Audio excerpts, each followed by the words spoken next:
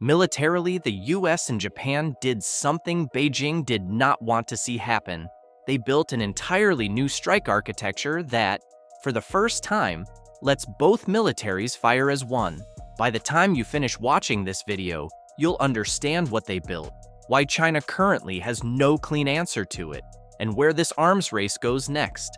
For decades, the US-Japan alliance ran on a simple division of labor.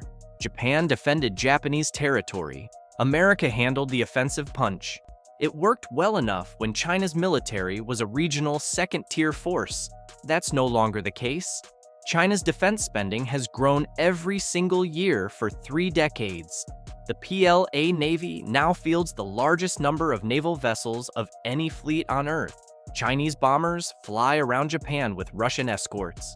In December 2025, Chinese military aircraft locked radar on Japanese fighter jets, an act one step short of firing over the East China Sea.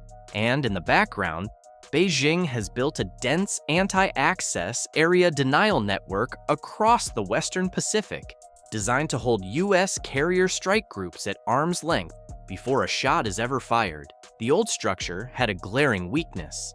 Japan could absorb a strike, but responding to one required waiting for US approval, waiting for US assets, waiting for 2 separate command chains to talk to each other.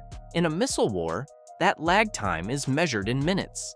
Minutes you do not have. Have the US and Japan now built a combined strike force fast enough, integrated enough, and armed enough to fundamentally change China's calculus in the Pacific? On one side, you have the People's Liberation Army, a force that has spent 25 years specifically studying how to defeat the US military in the Western Pacific. They've built hypersonic missiles to outrun carrier defenses, submarine fleets to cut off logistics, and electronic warfare systems to blind targeting networks before a conflict even starts. On the other side, you have a US-Japan alliance that in 2025 has done something it hasn't done in 70 years, structurally rewired itself from the ground up. Japan now has its own Joint Operations Command, controlling all 3 branches of its military under a single roof for the first time ever. US Forces Japan is transforming from an administrative liaison office into a full warfighting headquarters. And Japan is fielding a family of long-range strike missiles, some homegrown, some American, then that for the first time give Tokyo the ability to put precision weapons on targets well beyond its own coastline. It's not just the hardware. The hardware has always been there in some form. What changed is the plumbing that connects it all. But the problem is, who's in charge? Before March 2025, if a Chinese missile salvo was inbound toward Japanese territory, the Japan Self-Defense Forces had no permanent joint command to direct a coordinated response. Each service, ground, maritime, air, operated under separate staffs reporting up through separate chains. Commanders had to spin up ad hoc joint headquarters on the fly, in the middle of a crisis, under fire. Compare that to any modern military exercise, and you'll understand why defense planners lost sleep over it. That changed on March 24, 2025. Japan activated its Joint Operations Command, the JJOC, at Camp Ichigaya in Tokyo. For the first time, all 3 branches of the Japan Self-Defense Forces answer to one operational commander in real time. One headquarters, one chain of command: land, sea, air, cyber, and space. 6 days later, U.S. Defense Secretary Pete Hegseth flew to Tokyo and announced that U.S. Forces Japan, which has existed since the end of World War II primarily as an administrative command, would be restructured into a full joint force warfighting headquarters. Hegseth called it, quote, one of the strongest improvements to the alliance's military cooperation in 70 years. U.S. Indo-Pacific Command's Admiral Samuel Paparo said the same thing.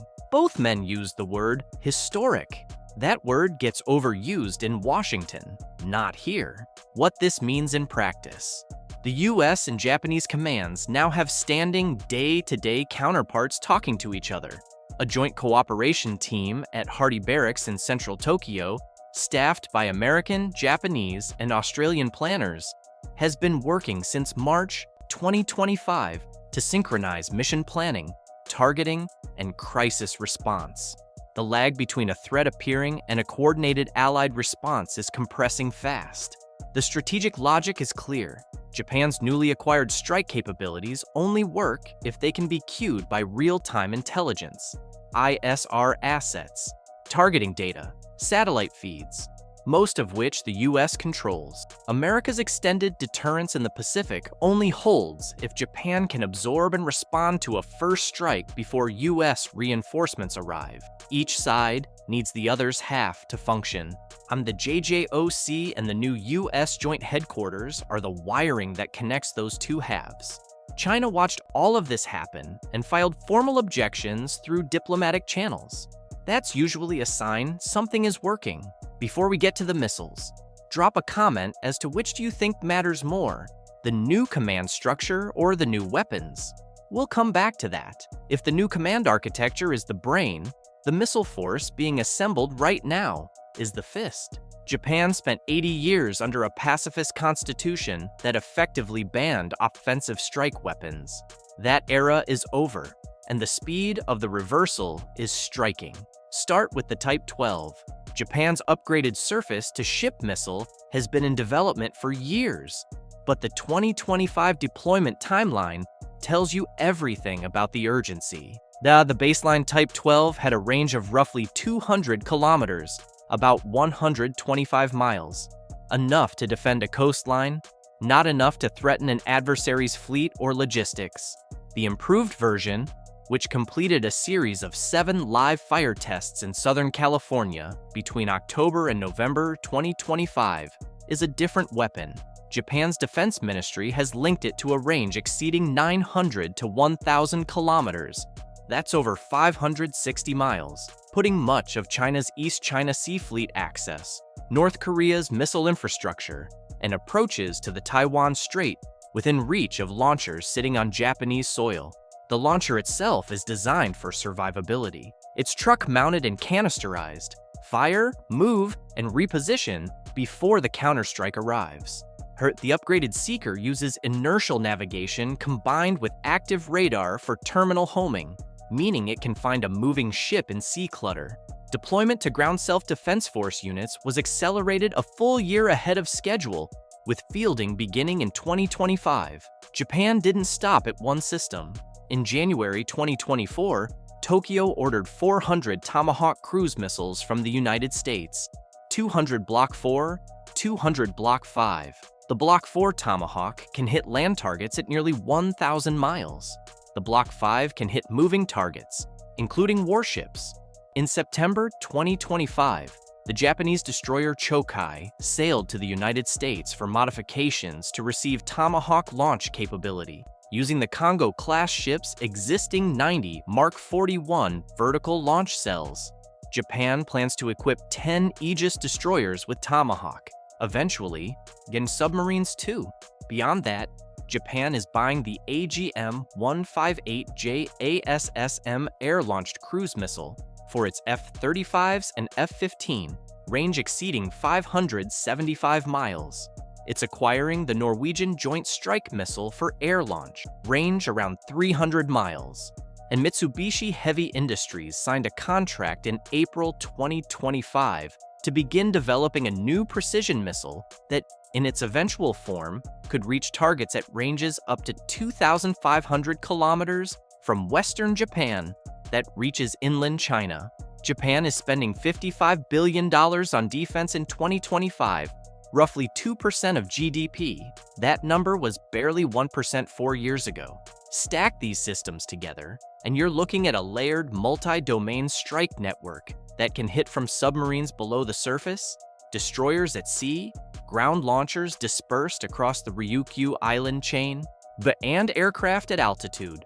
No single countermeasure defeats all of it simultaneously. China's military planners have a geography problem they cannot solve.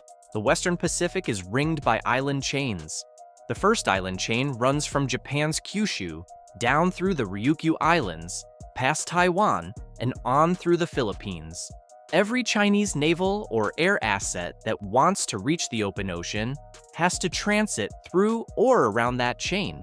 Japan controls most of the northern half of the first island chain, and right now, Japan is quietly turning that string of islands into a distributed missile network. The Japan Ground Self-Defense Force activated its 8th Surface to Ship Missile Regiment at Yufuin Garrison in March 2025. The Type 12 is also being deployed to Kumamoto Prefecture. More sites in the southwestern island chain are planned. Spread launchers across hundreds of miles of islands, and you force any adversary to dilute their counterstrike effort across a massive geographic area. There's no one base to hit. There's no one radar to jam. This is the core operational concept: distributed lethality. Small teams, mobile launchers, camouflage positions across dozens of islands. Each unit individually is a manageable threat. Collectively, saturating all of them simultaneously before they fire is close to impossible, especially when some of those islands are within the coverage arc of Japanese and US Aegis missile defense ships. The US contribution amplifies the reach. About 60,000 US service members are stationed in Japan, Army, Navy, Air Force, Marines, and Space Force. Kadena Air Base in Okinawa is one of the largest US air bases in the Pacific. Yokosuka Naval Base hosts the US 7th Fleet. These aren't tourist facilities. They're the operational backbone that lets the Allied strike network range far beyond what Japan could do alone. Ninyu and SB-52 strategic bombers trained with Japanese F-15 fighters over Japanese airspace in December 2025, the day after Chinese and Russian bombers flew jointly around western Japan. The timing was deliberate. You hit our airspace with a show of force, we respond with a bigger one. Japan's new strike capabilities create a command authority question that both governments are still working through.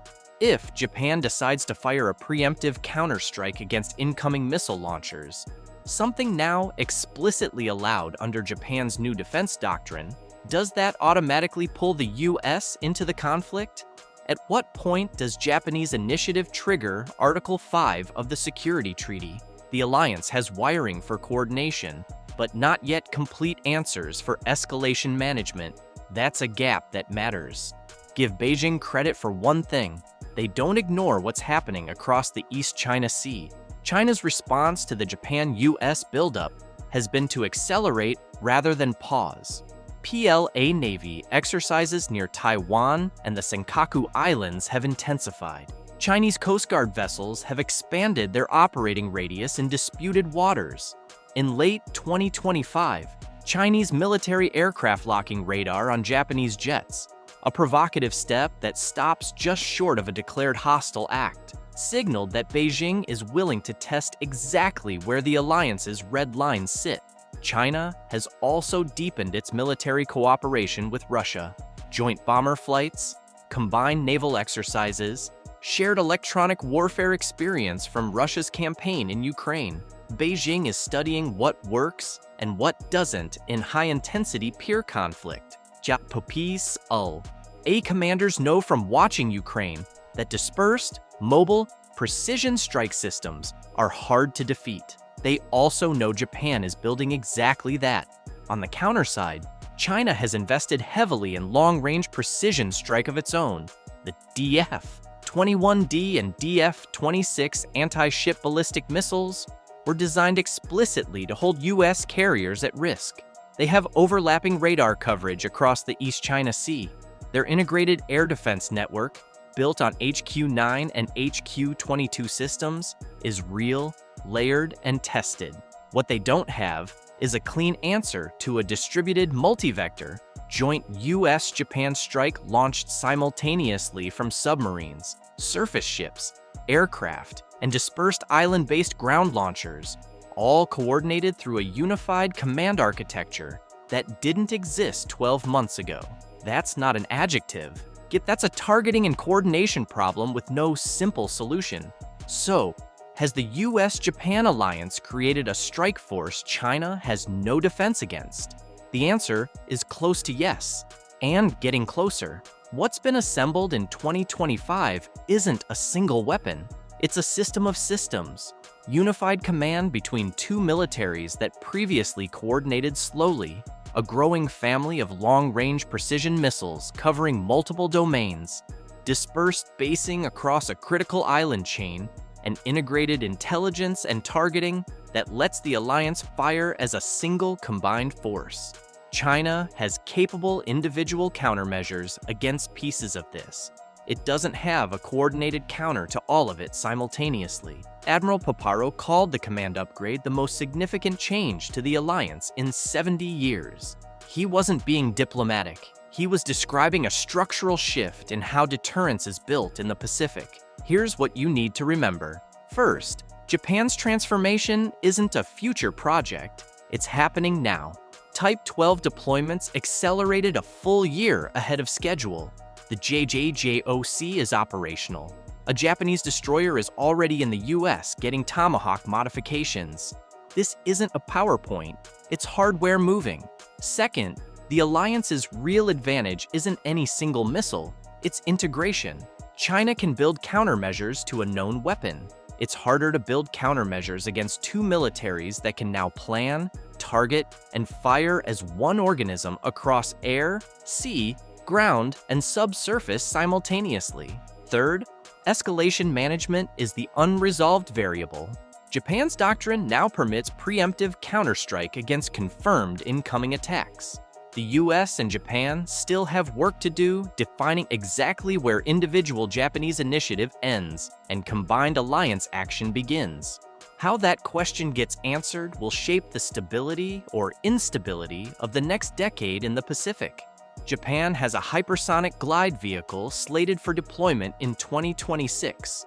A submarine launched a cruise missile in 2027, and Mitsubishi is developing a missile that could eventually reach inland China from Japanese soil by the early 2030s. The alliance being built today is not the finished product, it's the foundation. So, does the US-Japan strike force give China something it genuinely cannot counter right now? Yes. And here's what that means. First, then China's window to act in the Western Pacific using military coercion at acceptable cost is narrowing, which makes the next 5 years more dangerous, not less, because pressure tends to peak before it declines. Second, every month of alliance integration is a month of institutional knowledge China cannot replicate just by building more missiles. Third, the island chain defense concept, if fully executed, turns Japan's geography from a vulnerability into a choke point.